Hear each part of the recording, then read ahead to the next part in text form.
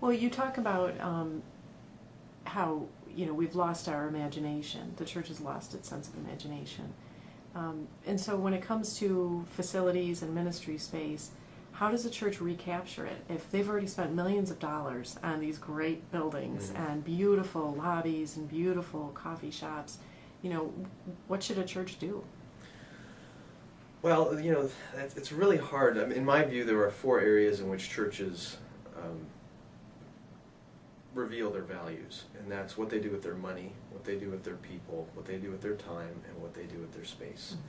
And when you have put millions of dollars into a space and it's there, it's pretty difficult to suddenly change it. And that's why it becomes critical that we really think carefully about our values before we buy or renovate or build a space, and ask, are these spaces really challenging the values of our culture and reinforcing the values of Christ's kingdom, or are they not?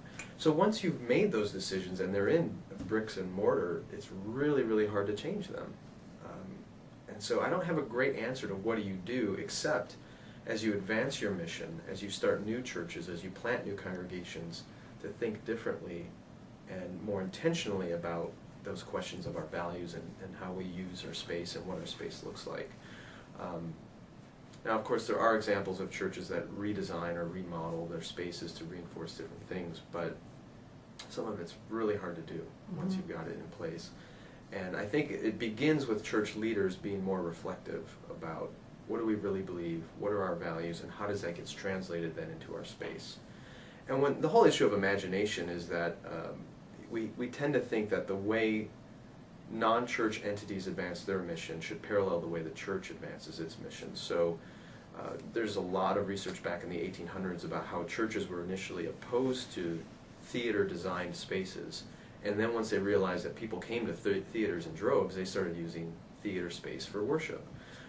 That's an example of adopting the imagination of the culture to achieve the ends that we think Christ wants us to achieve, but we forget what gets lost in the process. So it was in the 1800s that you had the diminishing of the preached word, the advancement of music in worship, and the passivity of the audience, all because of the way the space was designed.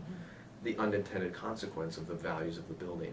So we need to be more careful about just adapting the values of our culture, the imagination of our culture, instead thinking about what is Christ's imagination for his people, and how would that lead us to design a building differently.